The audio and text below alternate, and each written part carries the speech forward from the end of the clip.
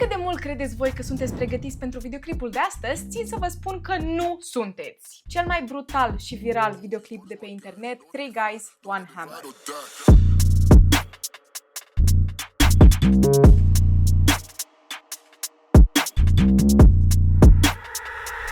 Salutare, fan True Crime, azi zi de traumă, eu sunt Ceci și aici vorbim despre cei mai oribili criminali pe care am putut să-i găsesc vreodată. Astăzi vorbim nu despre unul, ci despre doi criminali în serie, cei mai buni prieteni, da. Și ăsta cred că este unul din cele mai cerute cazuri de pe acest canal și în sfârșit mi-am făcut curajul să-l fac. Pe lângă disclaimer-ul pe care îl fac de obicei, vreau să vă zic că astăzi vorbim și despre abuz asupra animalelor, așa că dacă sunteți sensibili și în această zonă și vreți să dați skip peste videoclipul de astăzi, vă înțeleg complet. Așa că spun toate lucrurile astea, vă rog eu frumos, spuneți măcar aia deoparte. N-am mai făcut de mult un videoclip atât de grafic. Dar totuși baftă bună subscriberilor.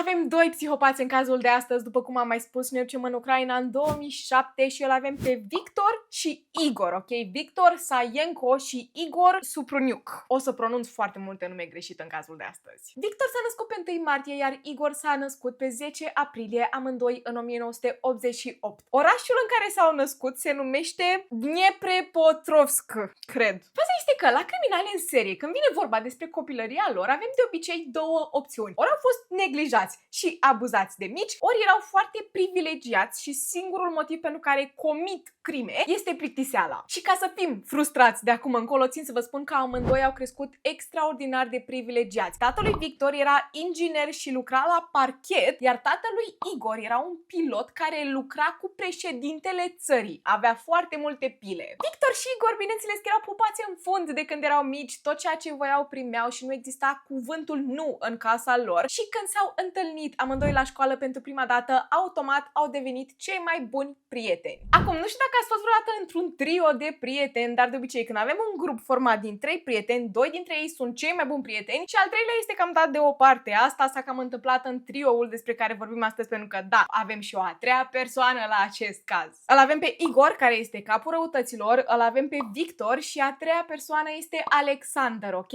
Alexander era dat la o parte de acești doi prieteni, deși se afla în grupul lor, pentru că nu era atât de privilegiat, părinții lui nu aveau atât de mulți bani. Dar era la fel de nenorocit ca ceilalți doi, ok? Toți trei intrau în probleme 24 din 7, toți trei erau clovnii clasei, toți trei erau cunoscuți ca acei bully din școală. Se luau de orice copil mai mic ca ei. Le plăcea să distrugă bunurile oamenilor, le plăcea să bată profesorii și profesoarele, iar una din activitățile lor preferate era să arunce cu pietre în trenuri și să le spargă geamurile. Dar au fost vreodată pedepsiți pentru acțiunile lor? Bineînțeles că nu, pentru că avem pe tati, da, tati care ne scoate din orice problemă, are pile peste tot. Dacă vine vreun polițist să ne ia la întrebări, tu știi cine-i tata? Dar oamenii ăștia foloseau acest privilegiu 24 în 7 și eu acum, după ce am terminat acest caz și știu despre ce urmează să vorbesc, tatălui Igor și tatălui Victor, la fel de psihopați ca ăștia doi, ok? Nu îi lăsau niciodată să treacă prin consecințele acțiunilor lor. Pe la vârsta de 16 și 17 ani, Victor și Igor erau din ce în ce mai temuți de lume. Dacă erai mai mic ca el, treceai strada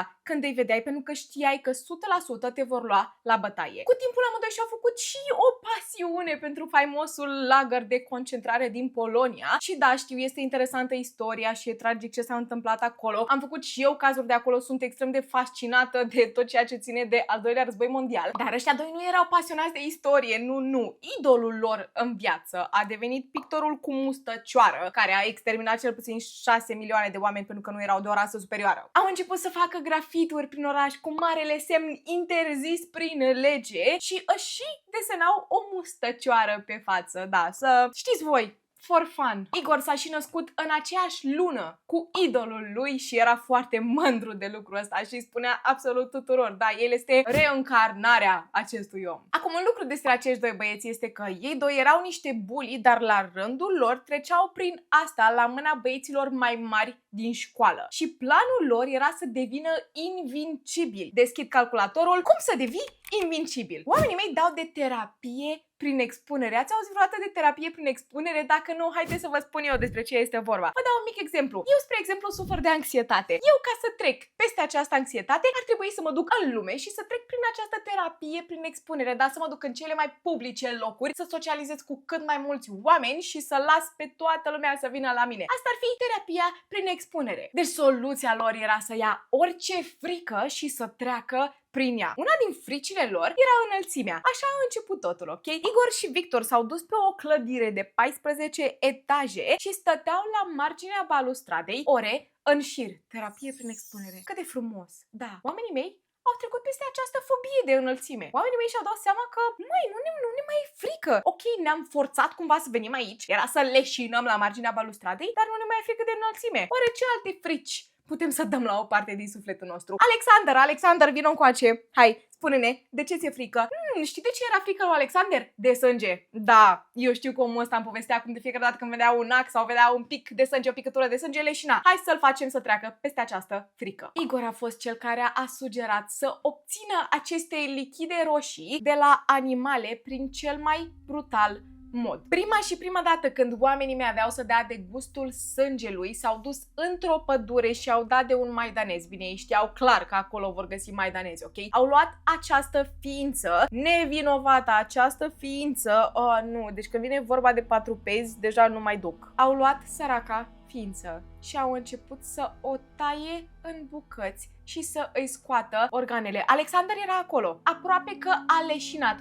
Uite aici, da, uite, vezi? Vezi câte lichide roșii, vezi? Uite aceste mațe. Trebuie să găsim din ce în ce mai mulți maidanezi ca să putem să trecem peste această fobie a ta. Încercăm să te ajutăm să te niște prieteni foarte buni, foarte buni. Acum, știu că Alexander pare, nu știu, puțin așa mai nevinovat, pare puțin mai dar nu, omul ăsta era la fel de rău ca ei și voia să treacă peste această fobie. Hai să găsim maidanezi. Încetul cu încetul lui Alexander nu îi mai era frică, dar problema este că Igor și Victor și-au dat seama cât de mult se distrează făcând lucrurile astea și de la câini trecem la pisici, de la pisici trecem la animalele din curtea oamenilor, trecem la hamsteri, la tot ceea ce ține de 4 labe și respiră, vine cu noi în pădure, îl disecăm efectiv și mai și facem poze cu aceste animale, pentru că trebuie să avem amintire. Din păcate, aceste poze există pe internet, din păcate, și eu făcând acest research am dat peste ele. Nu vreți să știți ce este în sufletul meu acum, în stomacul meu acum, mai ales că abia am mâncat. Dacă țineți la sănătatea voastră psihică, o să vă rog să nu le căutați. La un moment dat, în una din poze, îi avem pe cei doi care stau unul lângă altul și zâmbesc și în spatele lor, agățat de un copac, este un patruped care stă acolo scurgându-se de toate lichidele din corp. Au zis, măi, dacă tot avem selfie-uri cu aceste trofee ale noastre, de ce să nu mai și filmăm? Știți cum vă uitați voi la documentare, la filme? Poate citiți o carte înainte să vă puneți la somn. Efectiv, oamenii ăștia filmau absolut toate aceste lucruri grafice pe care le făceau și seara, înainte să se culce, se uitau la filmulețe. Da, asta am făcut eu astăzi. Ce mândru sunt de mine, pot să dorm liniștit. Cum pot să dorm liniștit, omule, cum? De ce? Știți câte videoclipuri au avut oamenii în total doar cu animale? Doar cu animale. Oamenii mei au avut 100 și ceva de videoclipuri, 100 și ceva de filmulețe în care disecau și scoteau fiecare măruntaie în parte din corpurile acestor animale și le studiau mult spus, le aruncau în stânga și în dreapta, făceau niște poze cu ele, ia uite ce frumos, da.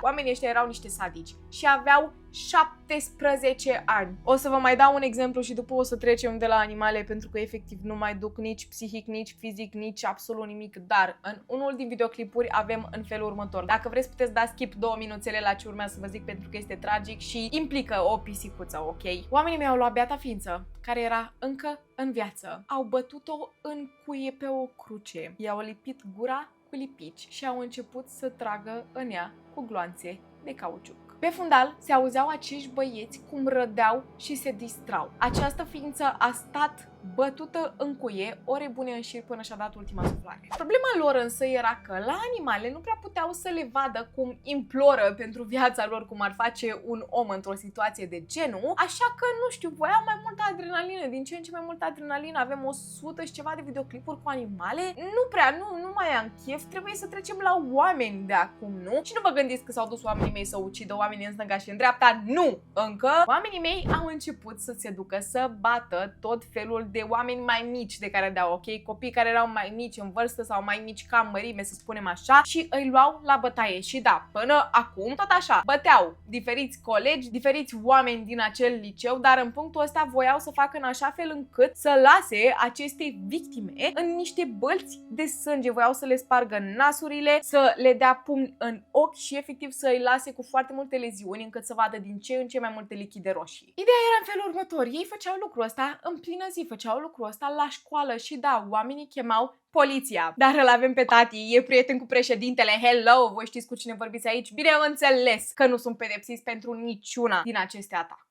Cei trei termină liceul, au 18 ani, sunt adulți, își caută un job. Victor este paznic, Alexander lucrează în construcție, iar Igor este un rege, domnule, și tatălui a cumpărat o mașină și se prefăcea că este taximetrist. Stați să vă explic. Omul meu și-a cumpărat o chestie de aia de o pui deasupra la mașină pe care scrie taxi, da? Că atunci când vezi mașina să îți dai seama că este un taxi. Și a și lipit un sticker cu taxi pe mașină și așa lumea chiar știa că este legit un taximetrist și efectiv omul ăsta se ducea prin zone de oameni bogați, se prefăcea că este taximetrist, lua oameni la el în mașină și în loc să îi ducă unde trebuia să îi ducă și să fie plătit cât era cursa, îi ducea în pădure. Cine aștepta în pădure? Victor și Alexander. În momentul în care omul ieșea din mașină, victima ieșea din mașină, toți trei se năpusteau peste victimă și o jefuiau și o lăsau în pădure bătută și plină de leziuni. Acum, o chestie pe care trebuie să o înțelegeți la toată treaba asta este că psihopații noștri nu jefuiau oamenii pentru bani, o făceau pentru adrenalină și ăștia sunt cei mai periculoși oameni care pot exista pe această planetă. De obicei, oamenii ucid din 3 motive: bani,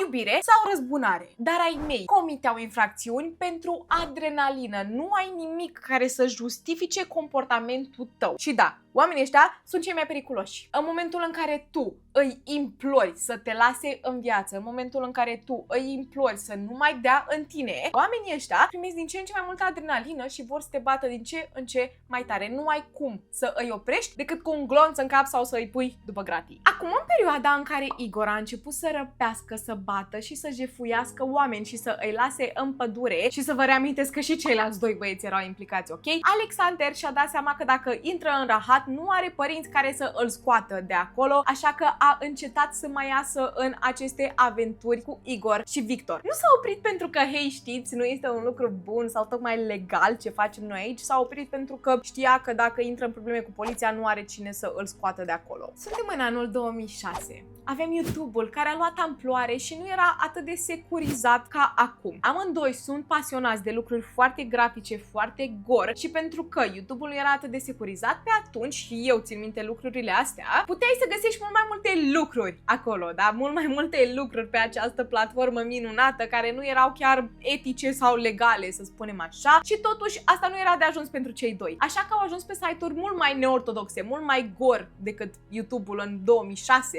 și stăteau de dimineață până seară și se uitau la oameni care comit toate infracțiunile posibile de pe această planetă. Vorbim despre oameni care mănâncă alți oameni, vorbim despre oameni care ucid oameni fără nicio problemă și oameni care profită de femei. Orice vreți voi se găsea pe internet în perioada aia. Și acum se găsește, dar mai greu, dar mă refer că pe atunci nu era atât de securizat. Acum, aparent, Igor a primit o propunere de neratat pe acea platformă. Cineva avea să-i ofere o sumă foarte mare de bani dacă produce 40 de videoclipuri în care omoară pe cineva. 40 de videoclipuri, Doamne, și o sumă extrem de mare de bani. Da, trebuie să facem așa ceva. 25 iunie 2007, o femeie pe nume Ecaterina, de 33 de ani, o profesoară, stătea la un ceai acasă la ea cu prietenele ei și cu mama ei. La 10 seara se decide să o ducă pe prietena ei acasă. Era un drum destul de scurt și aveau să meargă pe jos. A dus-o acasă și când s-a întors înapoi la nici 100 de metri distanță de casa ei, a dat de Igor și Victor. Cei doi o așteptau într-un tufiș.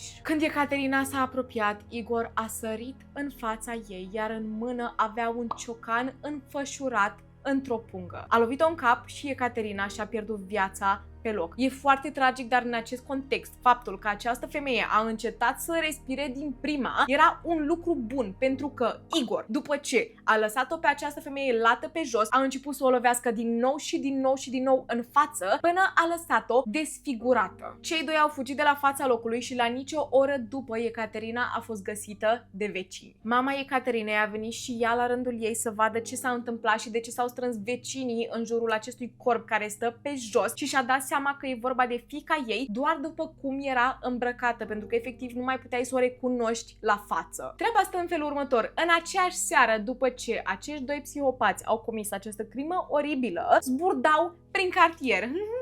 Da, la. Hai să găsim o altă victimă, da, un bărbat de 45 de ani pe nume Roman. Roman nu avea un acoperiș deasupra capului, dormea pe o bancă în parc. Oamenii mei nici nu s-au sinchisit să-l trezească, nu s-au sinchisit să se uite în stânga și în dreapta să vadă dacă este cineva pe acolo. Igor a luat ciocanul înfășurat în această pungă și l-a lovit pe Roman din nou și din nou și din nou peste față, până la fel l-au lăsat desfigurat. Roman și-a pierdut viața în aceea seară, la doar o oră distanță de prima victimă. Au plecat de la Roman zburdând, da, am făcut o a doua victimă, hai să o găsim pe a treia. Dau de un alt bărbat, numele lui era tot Victor și la fel încep să îl lovească pe la spate. Din fericire, de data asta, o femeie a văzut atacul și a început să țipe în gura mare, așa că Igor și Victor au fugit panicați, iar a treia lor victimă a supraviețuit. Cei doi se duc acasă și înainte să se culce, se uită la telefoanele lor. Bineînțeles că au făcut poze la acele cadavre, bineînțeles că au făcut videoclipuri la acele cadavre și efectiv și-au făcut rutina de seară. Nu ți-ai face tu skincare-ul în fiecare seară? Da, ne uită la niște poze. Doamne, ce mândru sunt, ce frumos dorm la noapte. A doua zi dimineață, cei doi băieți se trezesc și realizează că nu este nicio poliție la ușă. Oamenii mei nu sunt suspectați de absolut nimic și pe lângă lucrul ăsta, nu e nicio știre la televizor, nu e nicio știre în ziare legată de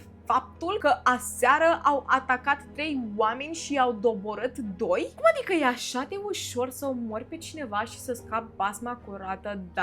Da. Hai, Victor, ia-ți ciocanul și hai să mergem într-un alt oraș. Trebuie să începem din nou să ucidem, pentru că este atât de fun. La 5 zile după ce au ucis primele 2 persoane, s-au dus în celălalt oraș și dau de alte victime. În această seară, alte 2 persoane au rămas fără viață la mâna celor 2 psihopați. Un băiat de 15 ani și un bărbat de 40 și ceva de ani, iar acest bărbat a fost bătut atât de tare și zdrobit atât de tare cu ciocanul, încât craniul lui a fost găsit în bucăți. Avem poze, avem videoclipuri, bineînțeles, oamenii mei dorm liniștiți seara, da.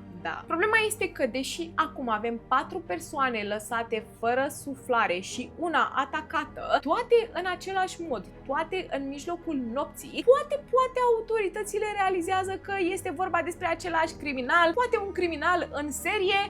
Nu, absolut deloc. Autoritățile nu îi suspectau pe cei 2 pentru că nu voiau să facă public faptul că au un criminal în serie pe străzile lor. Ați auzit bine. Oamenii mei, da, ok, s-a aflat de această crimă, acolo, dar nu le-au legat între ele, nu pentru că erau proști, ci pentru că nu au vrut ca oamenii să-și dea seama că un criminal în serie se află pe străzile lor. 5 zile mai târziu, Igor și Victor sunt încă în libertate.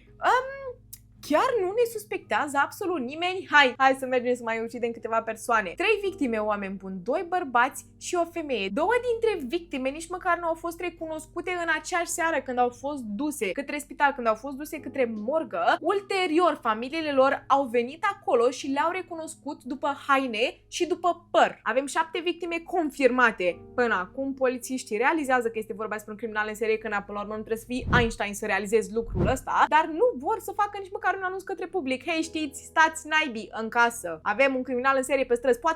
Poate doi. Noi știm că sunt 2, ei nu știau că sunt 2, ok? A doua zi, după ce au omorât aceste 3 persoane, la 5 dimineața, avem un băiețel de 13 ani pe nume Andrei și unul de 14, cel mai bun prieten al lui. Numele lui este Vadim, ok? Andrei și Vadim erau pe bicicletă la 5 dimineața, voiau să ducă către lac să pescuiască. Deodată în fața lor se oprește o mașină neagră. Deasupra are semnul de taxi. Igor și Victor ies din mașină cu 2 bucăți de fier. Andrei este lovit de această bucată de fier și e dat jos de pe bicicletă, iar cel de 14 ani, Vadim, reușește să fugă și să se ascundă într-o zonă împădurită de lângă. Igor și Victor nu se duc după Vadim pentru că se ascunde și nu mai stăm să-l căutăm. E ok pentru că l-avem pe Andrei, cel de 13 ani. Cel mic este bătut în ultimul hal încât nici nu mai poți recunoaște la față, bineînțeles, și este lăsat pe jos în mijlocul străzii. Oamenii mei se bucură când îl aud pe acest băiețel mititel cum imploră să fie lăsat în pace. După ce Igor și Victor pleacă și îl lasă acolo, Vadim iese din această zonă împădurită, a auzit și a văzut absolut tot. Se duce la prietenul lui, care încă este în viață, încă respiră și se zbate să supraviețuiască. O mașină a oprit în dreptul lor și îi duc pe amândoi direct la spital, însă Andrei nu a reușit să ajungă acolo în viață. A murit pe drum. Treaba stă în felul următor. La spital, poliția îl ia la întrebări pe Vadim și săracul băiat le descrie absolut tot. Ce culoare în cap aveau cei de psihopați, ce mașină conduceau, ce au făcut, ce au zis, care au fost armele pe care le-au folosit. Însă autoritățile nu numai că nu îl cred pe Vadim, dar îl suspectează că este vinovat pentru uciderea acestui băiat de 13 ani și că a inventat această poveste. Vadim este luat la audieri și este interogat ore bune în șir, în cel mai violent mod posibil, ok? Vorbim despre Ucraina, vorbim despre anii 2008. Autoritățile vor să-l facă pe acest băiat să recunoască un lucru pe care nu l-a făcut. Mama lui Vadim ajunge la secția de poliție și nu este lăsată să intre în această secție de poliție și îl presează și îl presează, însă acest băiețel de 14 ani nu voia să recunoască ceva ce nu a făcut, nu voia să mintă și în continuare a repetat și a repetat această poveste și nu și-a schimbat-o absolut deloc pentru că nu avea ce să schimbe. Ăsta era adevărul și într-un final a fost lăsat să plece. Dar faptul că acest băiat a trecut prin această traumă, a reușit să se ascundă și să scape cu viață, a văzut absolut toată această scenă traumatizantă în fața lui, cum cel mai bun prieten al lui de 13 ani a fost omorât în bătaie și a murit în brațele lui către spital, ca după să fie ținut în secția de poliție ore bune în șir, interogat și acuzat că el a comis așa ceva. Sper că e ok. Sper că acum, în ziua de astăzi, pentru că sunt sigură că încă trăiește, sper că psihic vorbind este ok. Acum, știți că am zis că autoritățile n-au făcut niciun anunț public în care să spună, hei, știți, oameni buni, stați în casă pentru că avem un criminal în serie pe străzi, dar oamenii nu sunt proști și au făcut 2+2 și au dat seama că, hei, știți, poate toate aceste crime care se întâmplă în aceeași perioadă de timp, în același cartier, cu aceleași arme și sunt toți desfigurați cu un ciocan, poate toate acestea au legătură între ele și vorbim despre un criminal în serie, poate chiar 2. Așa, oamenii au început să preseze poliția și le-au dat denumirea de maniacii din Dnepropetrovsk. Nu pot pronunța. Dnepropetrovsk. Am zis-o. În fine, ați înțeles ideea, maniacii din acel oraș în care se petreceau toate aceste crime și abia după ce autoritățile au fost presate de public, încep să considere posibilitatea de criminal în serie în libertate pe străzi. Acum, înapoi la Victor și la Igor, they're living their best life, nu știu cum să vă spun. Oamenii mei au început să se uite la clipuri pe internet, avem Two Girls, One Cup, care a ieșit în perioada aceea, iar dacă sunteți în aceeași generație ca mine, îmi pare rău că ați fost la fel de traumatizați ca și mine. Știți despre ce vorbesc, dacă nu știți despre ce vorbesc, vă implor, ignorați tot ceea ce am spus până acum. Se mai uită la oameni care torturează oameni, care comit niște acte brutale și se filmează și le pun pe internet. Avem oameni care mănâncă alți oameni care taie jos organele genitale ale altor persoane, oameni care leagă femei și le agresează, decapitări, nu știu de ce trebuie să vă spun, ok? Iar oamenii mei și-au făcut un plan în căpușorul lor la mic cu 2 neuroni înăuntru, ok? Igor, în primul rând, avea o misiune în viață, trebuia să facă cele 40 de videoclipuri, țineți minte, iar Victor a venit cu superba idee să facă cel mai viral videoclip grafic care poate exista pe acest internet. Ei aveau să creeze videoclipul Three Guys, One Hammer. Și da, titlul a fost inspirat după Two Girls, One Cup, iar Luca Magnota, dacă țineți minte, cel care a făcut clipul One Lunatic, One Ice Pick, s-a inspirat de la ei. Deci ei s-au inspirat de la Two Girls, One Cup, după care One Lunatic, One Ice Pick s-a inspirat de la Three Guys, One Hammer. Ajungem pe 12 iulie 2007, la mai bine de 2 săptămâni de când au scăpat basma curată cu prima lor victimă. Aveau poze și aveau videoclipuri cu corpurile neînsuflețite ale victimelor, dar încă nu au făcut un videoclip cu crima în sine, ok? Așa că se duc către o zonă împădurită și așteptau ca o victimă să vină la ei. Bine, voiau să facă cu mâna către o mașină spunând că au nevoie de ajutor și așa urmau să o atace. Victor pregătește telefonul, îl rezemă de capota mașinii și pornește videoclipul. Igor are în mână o pungă de la Bila. Înăuntru se află un ciocan. Amândoi râd și glumesc.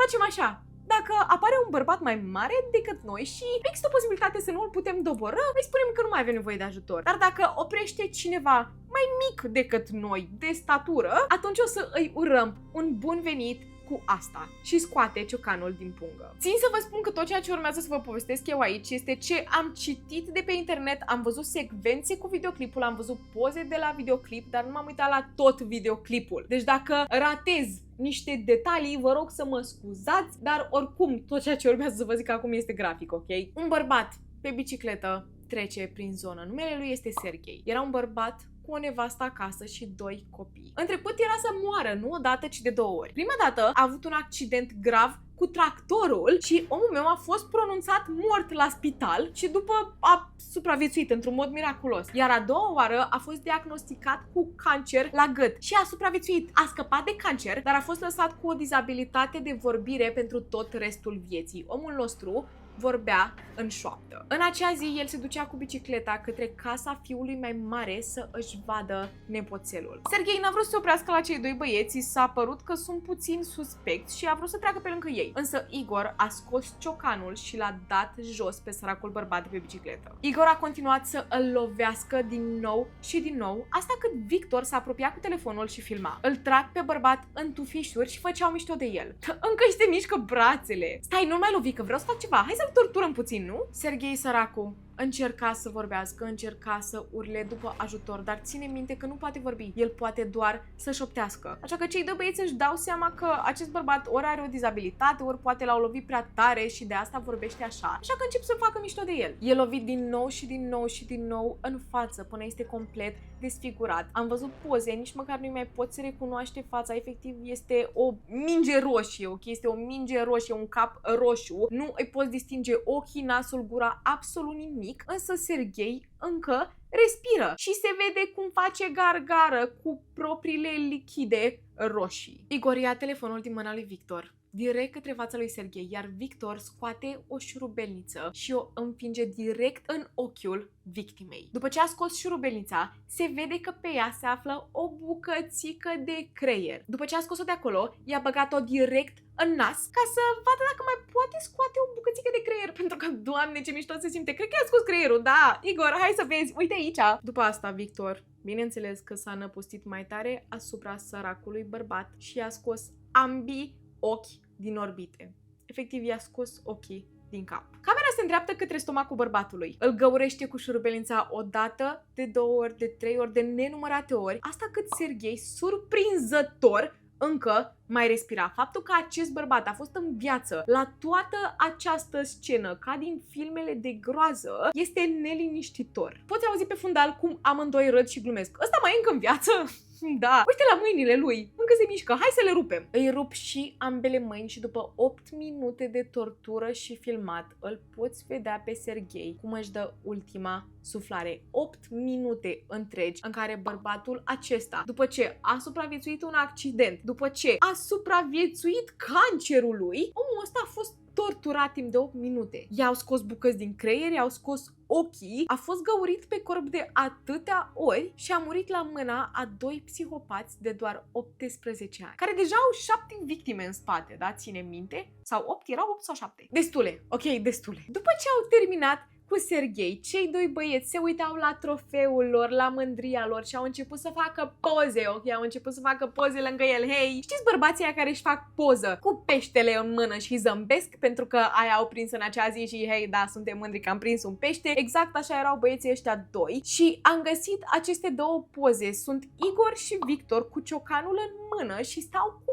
mâinile în față. Nu am înțeles de ce am găsit aceste poze până să caut puțin mai adânc și să ajung pe Reddit și să găsesc că de fapt oamenii ăștia 2 își băteau joc de poziția în care stătea Serghei când a murit. Își țineau mâinile în față și râdeau, efectiv, da, uite așa a murit Serghei cu mâinile în față. Ce amuzant, uite aici ciocanul.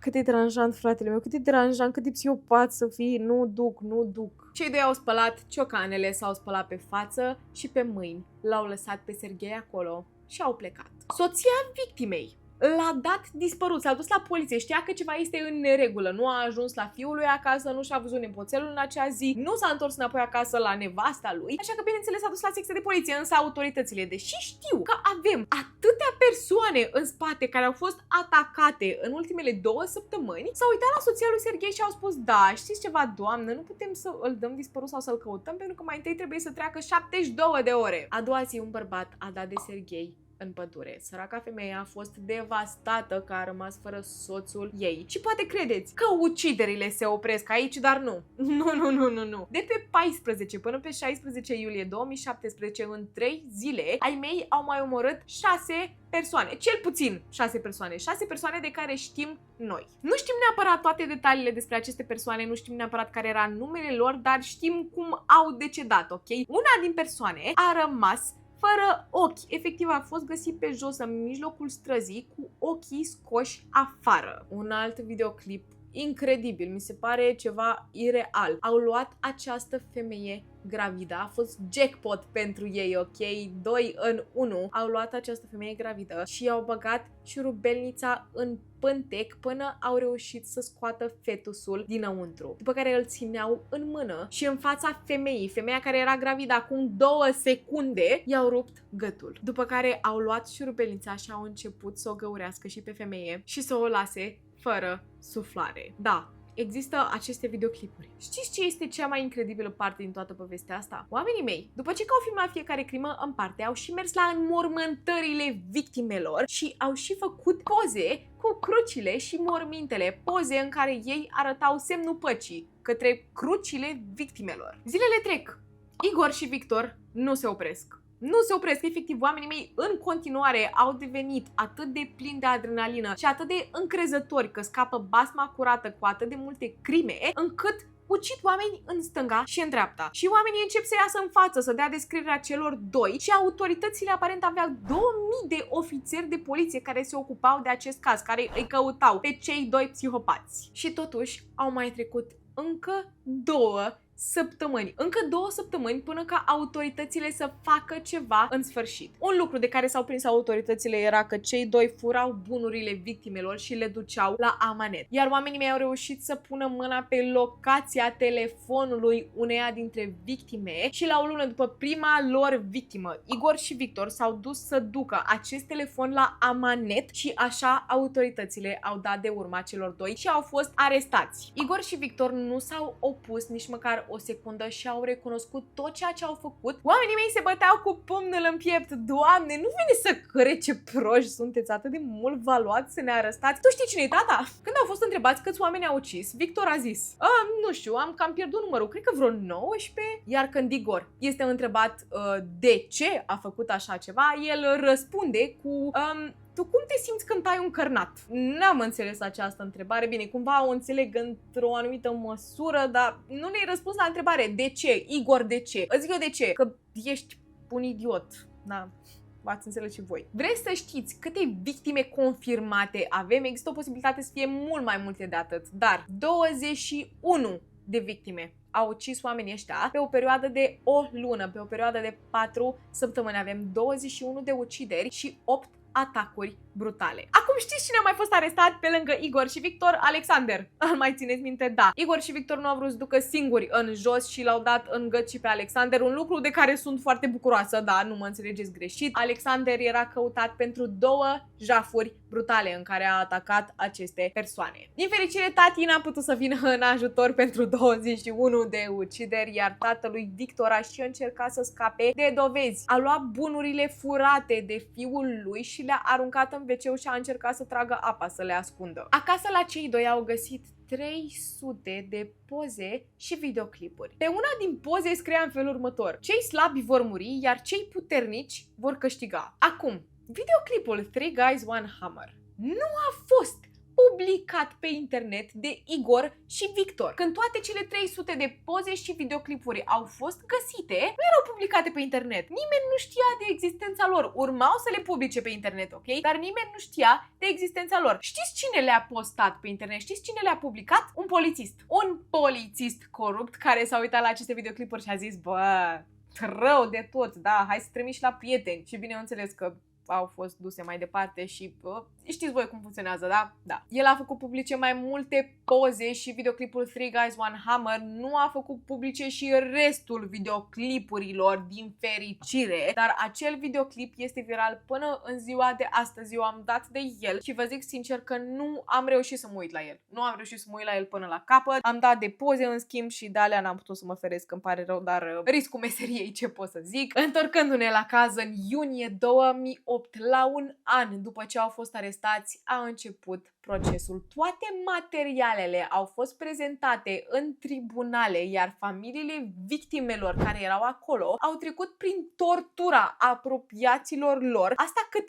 Igor și Victor stăteau în tribunal, zâmbeau și priveau. Nicio urmă de regret pe fața celor doi. Igor a fost găsit vinovat pentru 21 de ucideri, iar Victor pentru 18 și amândoi au primit închisoare pe viață. Alexander a primit 9 ani de închisoare pentru cele două jafuri, care, surprinzător, e chiar ok, 9 ani pentru două jafuri. Bineînțeles că a și atacat victimele într-un mod foarte brutal, dar de obicei oamenii mei nu dau atât de mulți ani de închisoare pentru un jaf sau două. În ziua de astăzi, Igor și Victor au 37 de ani și încă se află după gratii și, din păcate, cum se întâmplă de obicei, mulți oameni i-au idolatrizat și îi idolatrizează până în ziua de astăzi. Iar în 2011 a și fost un caz în care doi băieți din Rusia au ucis 6 persoane cu un ciocan, pentru că îi idolatrizau pe acești doi psihopați. Și să vă și readuc aminte de Luca Magnota, care în 2012, despre care am vorbit deja pe acest canal, a comis o crimă și a vrut să o filmeze și să o pună pe internet și a și numit-o One Lunatic, One I Speak, tocmai pentru că a fost inspirat după Three Guys, One Hammer. Țin să vă reamintesc, cum spun și din fiecare disclaimer de la fiecare videoclip de pe acest canal, nu o să îndrum niciodată, nu o să încurajez niciodată astfel de acțiuni. Eu postez aceste videoclipuri pentru că vreau să știți de ce să vă feriți în viață și pentru că, până la urmă, este relativ în scop educațional. Eu cred că este în scop educațional, ok? Așa că vă rog frumos să ascultați în sfatul, nu căutați pozele, nu căutați videoclipul. A fost un caz extraordinar de cerut și este un caz destul de lunguț. Doamne, deja am o oră de când filmez. Eu am fost Ceci, acesta a fost cazul și o să vă fac pe plac și o să încerc să pronunț ce am zis eu aici. Maniacilor din